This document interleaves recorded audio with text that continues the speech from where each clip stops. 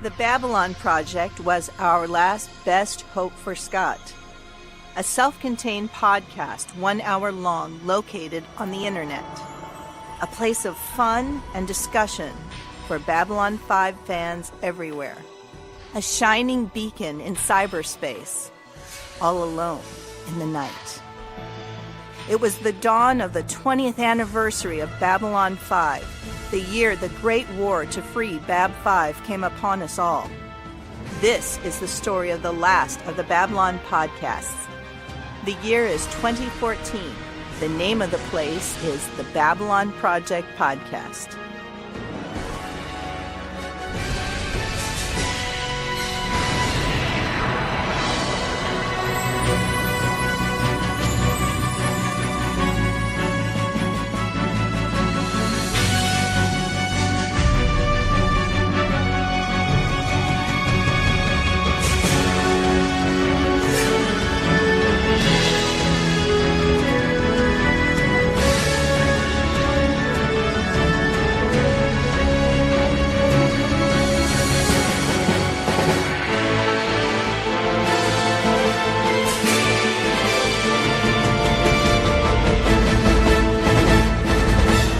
This is Maggie Egan, your ISN news anchor, and you're listening to the Babylon Project podcast. Thanks for listening. Hi there, Babylon 5 fans. This is Raul, and I'm here with Jim for another interesting discussion of Babylon 5. How are you doing tonight, Jim? Doing real good. Looking forward to this weekend. To this weekend? Yes. Finishing up with the housework? No, actually, I'm putting the housework on suspension. Looking forward to this weekend, going up to Omaha for the convention, the Ozfest convention, where I'll be meeting Maggie Egan. And most of us should know that she was the ISN anchor during before and after the conflict with Earth. And also with Troy Rudder, who ran the AOL keyword Babylon 5 site for the entire length of the show. Yeah, and for those of you who are a little too young to know what AOL is, it stands for, I almost said America Offline, but some of my old biases were slipping through there. But America Online, one of the early internet services. Yep. Dial-up. And also, I get to see once again Mitch from Omaha. Excellent. He'll be at the convention, so it's going to be a fun weekend. I've only communicated with Mitch electronically, so do give him my best. I will, and I'll make sure to pick up 2 autographed pictures from Maggie. Absolutely. All right, Jim, what episode are we going to be talking about tonight? Well, we are going to be looking at And the Sky Full of Stars, a Sinclair-centric episode, an unusual episode, and one that has some very important reveals. Absolutely. We get answers finally. Yes, we answers do. That we've been promised since the gathering. Yes. And one of the unusual things about this episode, and I'll hit this and before we go to your recap, this is an episode without a B story. Yeah, it's pretty straightforward. It goes right straight through.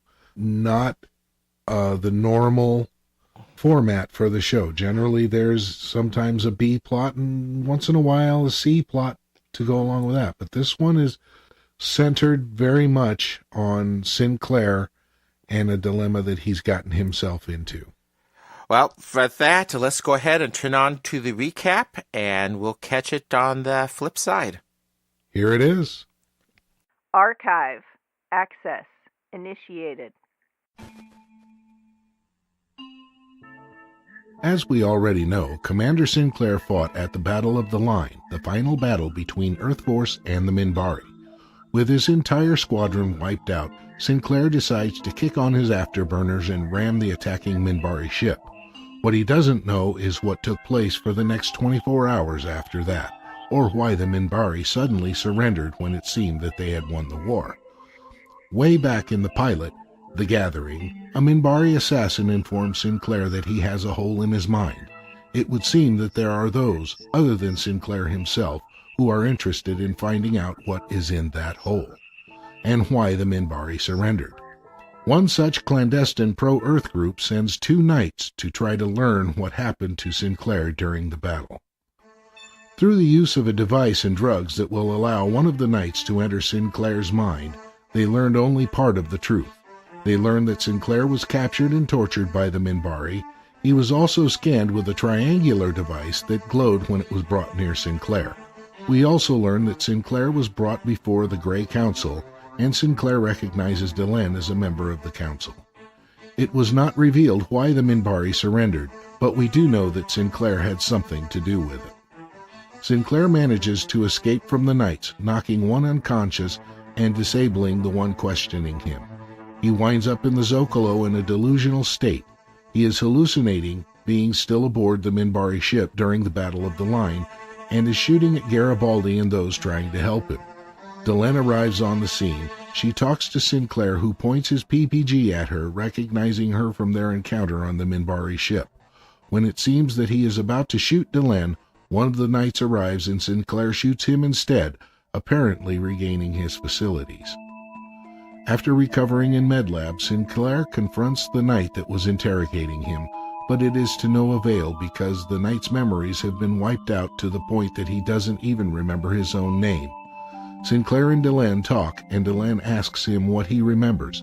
He tells her that he doesn't remember anything, but later in his quarters, Sinclair makes a log entry in which he records everything he does remember. A mysterious Minbari tells Delenn that if she finds out that Sinclair remembers anything, he is to be killed. In a subplot, a second-level security officer named Benson is in trouble, having apparently run up quite a bit of gambling debt. There are some that are trying to collect on the debts. He helps the Knights by delivering some equipment, and they are to pay him for his services.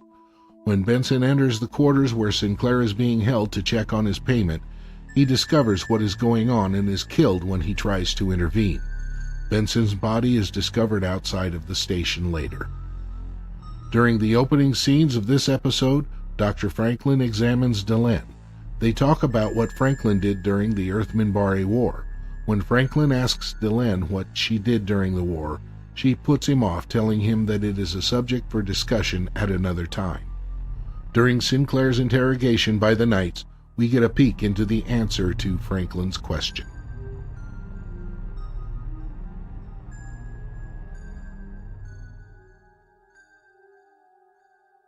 Initiating plot analysis. All right, thanks for that recap, Jim. So, I guess we'll do our standard, and let's talk about some of the guest casts, but let's kind of do this backwards from the way we normally do it with the start, or the guest casts that really stand out big at the beginning, and let's save the best for last. Okay. We had Justin Williams playing Mitchell.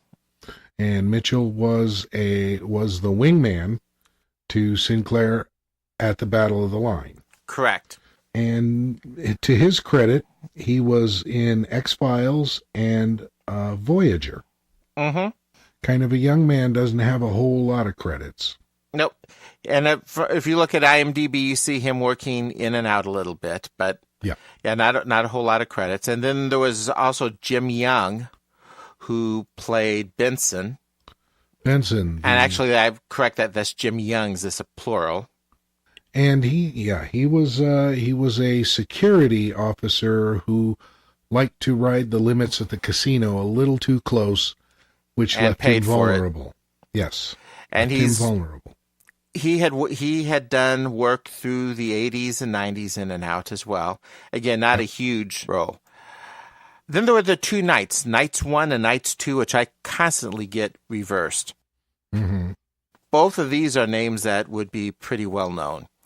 Yep. Judson Scott, let's go ahead. Since he was Knight 1, we'll take them in that order.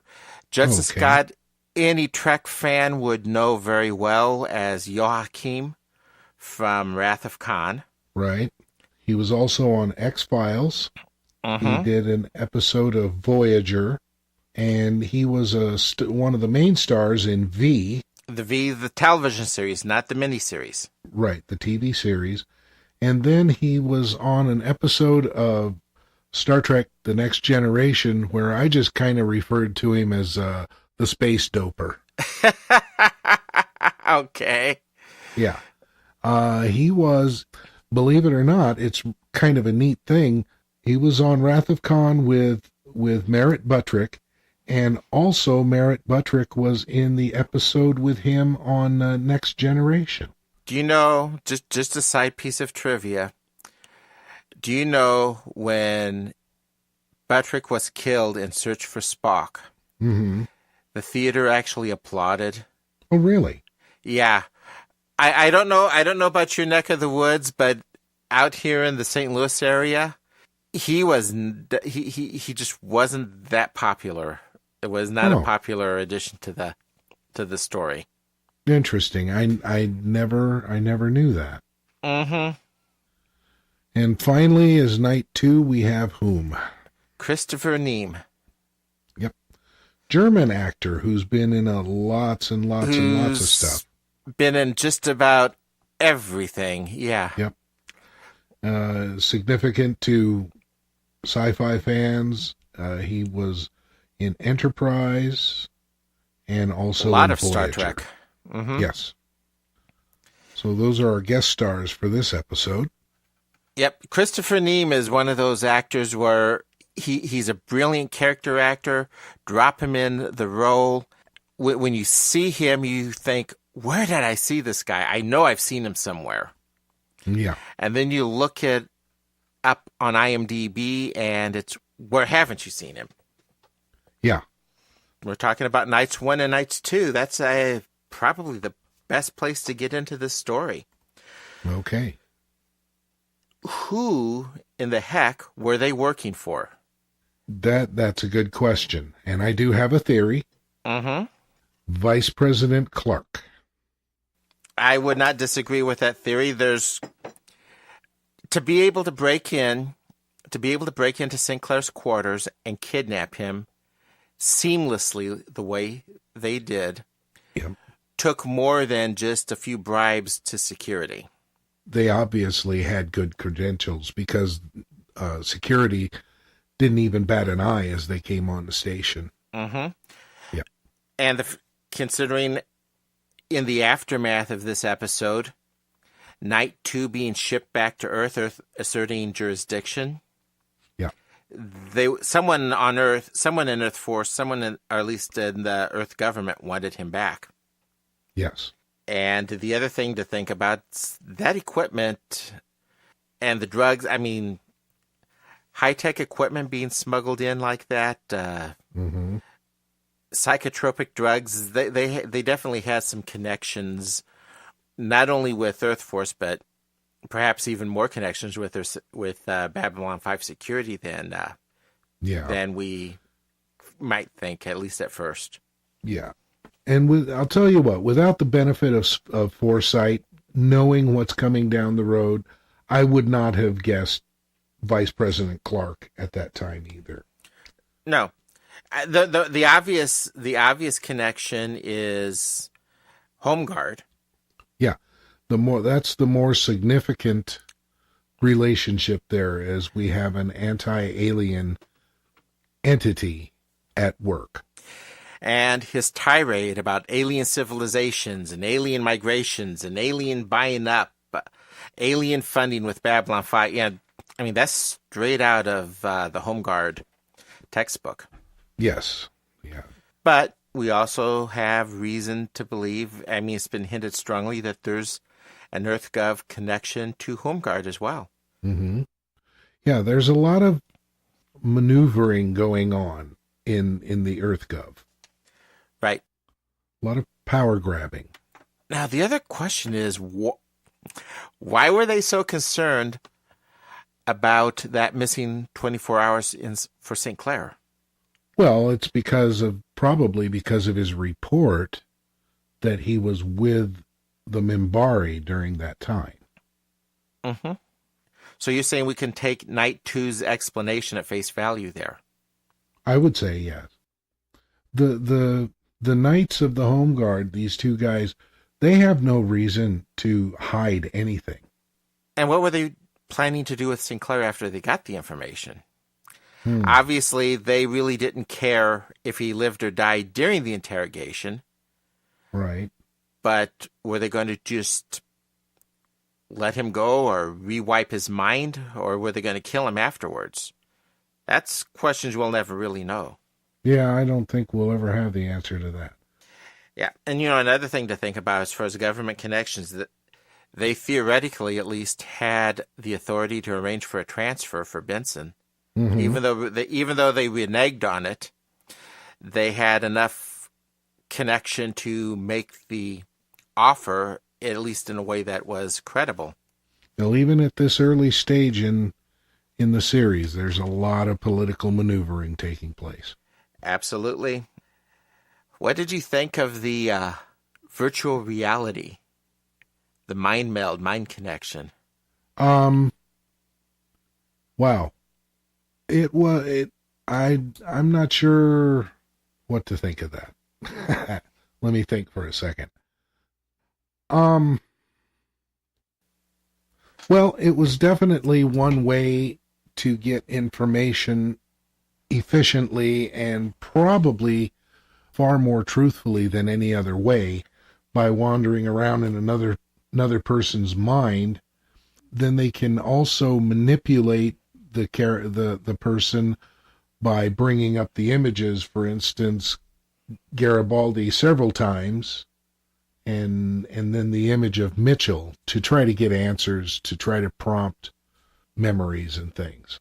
One of the things that went through my head while I was rewatching it was considering some of the research with the brain and with brain-machine interfaces, both with computing and with Google. I mean, I'm looking at that thing, pointing at his eyes, and I'm thinking, Google Glass! Oh. It's like, okay, this is not as nearly as much science fiction as it was 25 years ago when the story came out. No, we're catching, the fantasies of the past are catching up rapidly. Yes, amazingly. And we already mentioned Night 2's brain being essentially fried. That demands the question, how much of his memories of what he saw with Sinclair might be stuck around in there somewhere? Yeah, they could be buried, but apparently he had no memories left. At least no consciously accessible ones. No. And sort of like Sinclair, he's got one heck of a hole in his mind now. Yeah. Well, actually, the hole in his mind has been filled. With? Don't you think? Sinclair's?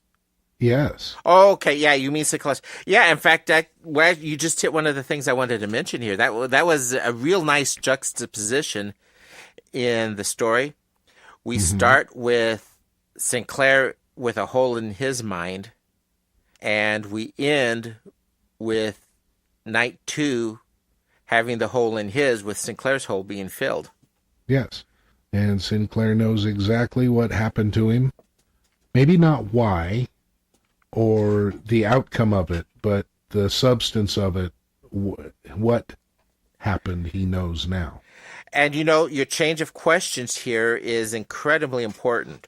What to why? Yes. It's not a matter of what happened anymore. In this one episode, everything as far as the kinds of questionings that were going on just changed context. It's no longer about what happened. This became the big question. Why did the Minbari interrogate and torture him for 24 hours? Why did they suddenly surrender? I guess sort of a what, but it's a what question as phrasing, but the context is kind of more of a why.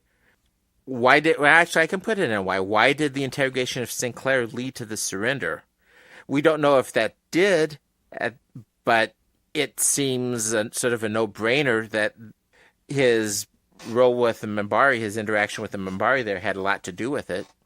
Well, it would definitely be a logical step coming up next.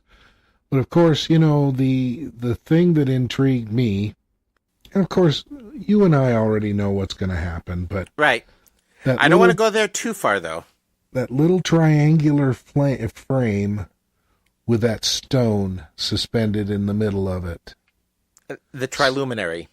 Yes. That was the crux of it. That was the end of the interrogation. It brings about some implications for down the road. As to years why, down the road. Yes. As to why the Minbari did indeed surrender when they had the battle all but won. And yet, indeed, we're going to see the triluminary again this season. It had even beyond your reference, it's got an important place in this season as well. Ah. And I think you've done a good job of segueing us into the Great Council. We really got a functional view into the Great Council and what they are. We've heard of them by reference as far as being the governing body for Minbar. Mm-hmm. But now we see them actually acting, and sort of odd that they would be at the front line of the battle. Or was it? I'm going to have to take that back. When you look at the way they were just plowing through the Earth ships, I mean, Earth Force was being chewed up and spat out. Well, there was definitely no danger to them. I mean, even as Sinclair tried to ram their ship, it was easily disabled. Yeah. And now we get one question. Well, we've asked it before. What in the heck is a member of the Great Council doing on Babylon 5 serving as a mere ambassador? She is there to keep an eye on Sinclair. We find that at the end of the episode. Yes. But why? Why are they so concerned about Sinclair himself? Now that's a different question, and this is a good time to bring it up. That is a different question from why is Delenn interested in Sinclair? Why is the Great Council interested in Sinclair? And folks, I don't think we can discuss the Great Council without dipping a little bit into more spoiler territory than we normally do, so you've been warned. As far as the Great Council is concerned, it is simply a matter of, okay, gee, he has a Minbari soul. Mm-hmm. For Delenn, there's something more to it. Okay, I'll buy it. So how much of the prophecy has she been let in on as far as who Sinclair's real identity is at this point? Well, as we all would know or remember from the gathering, until Valen. Obviously, the Vorlon knew. In fact, Right. It's pretty safe to say that's the reason the Vorlons are even there. But it has not been explained yet in the series who Valen is or what Valen is. True. True. Just that he's their most important religious leader. So, right. So at this point, all we know is that Sinclair has some important significance for the Minbari. Yep. It's really elegant, in my opinion, just the way this whole thread here ultimately develops. Oh yeah. And this is a, even with Sinclair, even with Sinclair, well, the Shadow War still, is going to be the major part of the story. Yes. I mean, this is an important but somewhat secondary piece to that. And I don't know if anyone, Mitch might have some idea, actually, ideas on how the storyline would have developed along Valen and the Shadow, how those two would have developed had Michael O'Hara remained with the show. But it still seems, for me at least, it feels like that aspect of it was somewhat secondary. Yeah. To the Shadow War. And, speaking of Mike O'Hara, this episode must have been absolute hell for him to shoot, if you're part of my language. Oh, I would tend to agree, given the mental health problems that he had after he left the series. Well, that was part of the reason that he left the series, it turns out. Oh. So he was having the mental health issues during the series. Mm-hmm. You know, I believe it was paranoia and schizophrenia. Yeah. That must have taken a horrendous toll on him to do that episode. And the fact that he was able to do it and give such an incredibly powerful performance. I mean, my heart just goes out to the man. Incredible actor. He will be missed. Yep. Moving on to, since we've moved up to Delenn. Mm-hmm. You know, there is an important what question still floating around. Okay. What did Delenn do during the war that she asked when Franklin was doing a physical on her? Yeah, Franklin was studying, learning. He's got a keen interest in xenobiology, and he was glad to be able to examine a Minbari that wasn't on the operating table. Yeah. One that was healthy. They got into this, what happened during the war. And Franklin said that he kind of hitchhiked around looking for new things. And then during the war, he had gathered a goodly amount of notes on xenobiology and was asked to turn those notes over. At which point he refused, destroyed his notes, and went to jail. Yes. And that actually becomes an important part of the story. Again, still secondary, but it has some relevance further along. Actually, it becomes an important part of the character himself. Very much so. Because he will not hesitate to go against authority when it comes down to either following orders or following ethics. He will always choose the ethical side of the question. And this gets back to some of what we discussed several episodes ago, just about the kind of drive. And as noble of characteristics as those are, in a way, they also become his undoing. They're not just his strength, they become his weakness. Right. And a lot of the third season will be dealing with that in Franklin's path. And we start to see the beginnings of it in season 2 even. Mm-hmm. So Franklin turns around and asks Delenn what she did during the war. Which is a topic for another time. Yes. I think that was not only completely true, but a little bit of a hint to the fans. Yeah. We're going to get our answers. Not only that, but we get a hint to it in this very episode and when we see her as a member of the Grey Council. Right. But there's a lot more to it than just being a member of the Grey Council. Oh, yes. A great deal more. So did you happen... Oh, go ahead. No, go, please. Okay. I was going to say, did you happen to notice the headlines on the newspaper that Garibaldi was reading? One of the things, and this goes back to the original airings in the 90s. Obviously, back then we didn't have DVD players to frame-by-frame things.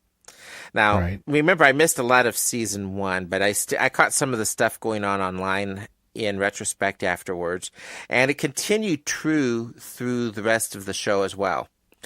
Whenever there was a focus on Universe Today, it was always worth your while to go back and try to figure out what exactly was listed on there. Uh-huh. In this case, there were some definite story hints in the Universe Today headlines. One worth mentioning is the Home Guard leader convicted in an attack on the Minbari embassy. Right. Kind of parallels the storyline of this episode in a way. The Ragesh 3 controversy seems to be settled. Mm-hmm. Psi-Corps in election tangle. This is the biggie. Yeah, that's the real problem. the real prominent one. Did the Psi Corps violate its charter by endorsing the vice president? This, obviously, with some of the spoilers that had been mentioned already in the show, big flag waving there. Yep. Yes. I did like the question about San Diego, whether it was considered too radioactive for occupancy. Right. Now, has that been brought up in the series to this point? No, it has not. No, it has I not. didn't think so. But the terrorist, I take that back. I think something might have been mentioned about the terrorist bombing of San Diego. Okay. But the detail, we'll learn a little more detail about what eventually happens. The basis of that is Straczynski had lived in San Diego at one time, and actually he thought it's a great town. He just likes to tweak its nose. Oh. Well, I've always been told it's one of the cleanest cities in the United States. Mm-hmm. So. It's a beautiful place to see. And, of course, one of the ones is a question, is there something living in hyperspace? Uh-huh. That's another little bit of a hint. Yeah, that's a tease for definite sure. So, there's never really full-blown spoilers, but there's lots of little teases and hints in Universe Today. So if you're watching it through for the first time, or if you happen to have your own copy of the DVDs and you're doing a rewatch, it's fun just to look for the Easter eggs buried in Universe Today. Mm-hmm. We'll need to keep these in mind as time goes on to refer back to them. I think we will. I definitely think we will. That'd be kind of neat. Well, Jim, any particular small details that you would like to bring up? I know I've got 3 myself. Okay, well, I'll tell you what, I'll let you run with that. All right. Well, first thing to comment. In the Battle of the Line, mm-hmm. aside from being, especially for 1994, 1995, an absolutely fantastic sequence, wow, Chris Frankie's music. Mm-hmm. The musical score in that was just beyond amazing. Yep. And if you're watching this for the first time, get used to it. You will be spoiled for all time. Yes. And the second thing, and I'm not going to give any spoilers on this, but just keep an eye on Garibaldi's aide. And you'll notice in the credits, he's only referred to as his aide. Here's a bonus question for any fans out there. Send in his name if you know what his name is. Now, the third thing that I specifically wanted to bring up was Delenn's interaction with Sinclair at the very end of the episode. Yes. He's delusional. He's down in the Zocalo, engaged in a 3-way shootout with Night One, and interestingly enough, with Garibaldi. Yeah. And I love Garibaldi's line when Franklin warns him that he may be dangerous. Yeah, you think? Yeah, I think... No, actually, how did he phrase that? We've already figured that out, or yeah, I think I've got that, or yeah. something like that. But Delenn essentially walks into the middle of it. Well, after Night One gets shot the first time, walks into the middle of it, mm-hmm. goes up to him, and basically talks him down. Yeah. And what she said, I am your friend. She put a real emphasis on being his friend. Yes, and I think you see where I'm heading. Mm-hmm. I don't know if she knew what necessarily would happen or not, but boy, that was a gutsy move on her part. And more than anything else, I think it showed just how much she trusted him. Yeah. And that takes us into the finals, well, one of the final scenes of the episode. Why does Sinclair lie to her? Well, now that's a good question, and I'm not really sure I have a good answer for it. Obviously, it's a good thing that he did. And this is going to get to my last question, by the way. My personal opinion is that, okay, she's keeping a big secret from him. He's just discovered what that secret is. So let's just play our cards close, play our cards close to the chest. Mm-hmm. And, that's not necessarily a hard one to get to. But that leads us to this last question. If she knew that he knew the truth, regardless of the other Great Council representative that was hiding in the back room, mm-hmm. Do you think she would have really killed him? Of course, that's kind of a, well, this is one of those hard questions because watching the series now, I'm asking watching the series now. Yeah. Well, she put her life on the line to save him at the end of the show. Uh-huh.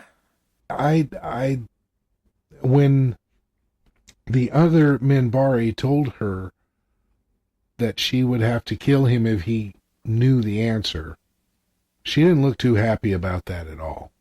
No, and I guess in some way, like I said, this is one of the areas where, having seen the whole series several times, kind of plays against you. Yeah. Because for me at least, it kind of changes the question from would she to how would she manage not to? Yeah. Because clearly her knowing who he will be, and that gets back to that question there. Then does she at this time yet know who he will be? Has the Vorlon told her or not? I wouldn't think so. I don't think Kosh volunteers anything. And going back, actually stepping forward, mm-hmm. considering that the letter that Sinclair eventually sends her, I don't think she does know his full story. No. At this point. No. So we answered that. I think we just answered that question. She doesn't know the full story at this point. Right. Now, see, one might think that the Triluminary would have led them to the conclusion of who he actually was, but I never thought that, especially in light of what I remember. He's just a human that they yanked out of space at random, essentially. Right. Who happened to have a Minbari soul. Yes. Don't all humans have Minbari souls, though? Isn't that how that humans were reincarnated with Minbari souls? No, because that is just from the last Shadow War of 1,000 years ago. Yeah, just like not all Minbari necessarily have a human, it's the other way around. I see. But it would have been in Sinclair's letter that she finally knows the full extent of who he is. Yeah. Which makes my question actually that much more relevant. She knows he's important. She knows why. How would she have avoided killing him? So I thought it was a loaded question at first, but it's actually a little more real than I thought when I just threw it out there. Yeah. Well, Delenn is her own person, and I don't think she would hesitate to take it to the council and argue against it, and quite probably win the argument. Well, we certainly know she has no hesitation in defying the council. No. She has her view of what's right and what's wrong, and she'll stand behind it. Mm-hmm. It's called following the calling of her heart. Yes. Well, any more thoughts from your side, sir? Well, I thought this was a really interesting episode. It was an engaging episode. It was one that I really enjoyed watching again. And I especially liked learning about the hole in his mind. Which is now filled. Yes, no more donuts. I would say this is the biggest wham episode that we've had so far. Yeah. Yeah, we had some boom in this one. We definitely did. Well, then, I guess before we close, I am going to throw one last bit of Babylon 5 trivia out. Okay. Drum roll, please. Do you know who was originally planned for night 2? No. He had to turn down the role for health reasons. No idea. He was recast for another role, Walter Koenig. Oh. Walter Koenig was originally going to be offered the role of Night 2, couldn't take the role for health reasons, ended up getting cast as Bester instead. Oh, And the rest is history. That's a good thing for a not great reason. It's a great thing for a not great reason. Yes. I cannot imagine anyone else being able to do the role of Bester. Yeah. That must have been something that was written in the stars. Indeed it was. Indeed it was. Well, my friend, any closing comments on your part?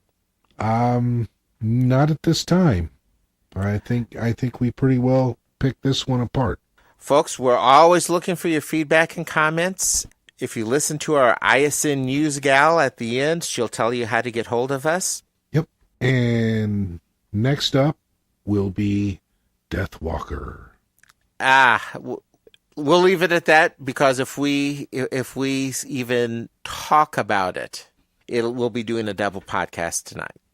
Yep. One of my all-time favorite episodes. But until then, let's say goodnight, Jim. And as always, there's no boom today. No boom today, but there will be a boom tomorrow. There's always a boom tomorrow. Good night, folks. Good night. Podcast terminated.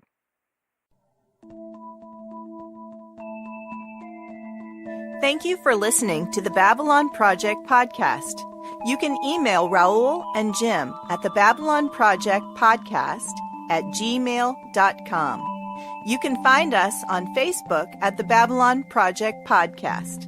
On the internet, we are at babylonprojectpodcast.wordpress.com. To subscribe to the podcast, you can find us on iTunes, or you can subscribe to the RSS feed on the webpage.